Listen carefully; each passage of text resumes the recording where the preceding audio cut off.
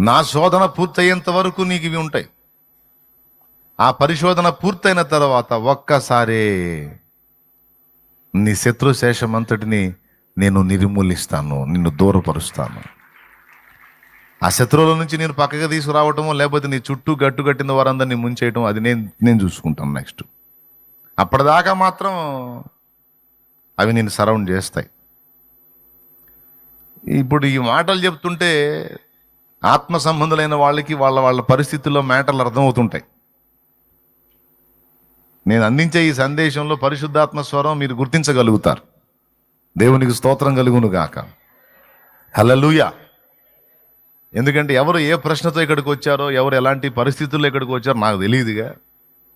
కానీ ఎవరి వైపు చూసి వచ్చారో ఆయనకు తెలుసు. నువ్వు ఏ సిచ్యువేషన్లో వచ్చావో ఇక్కడికి ఆయనకు తెలుసు. దీన్ని బట్టి గుర్తుపట్టు, దేవుడు నీతో మాట్లాడుతున్నాడని. నీ చుట్టూ గట్టు కట్టినటువంటి శత్రువులు, పరిస్థితులు, అవి ఏ రూపంలోనన్నా ఉండని నిన్ను శోధించేవి.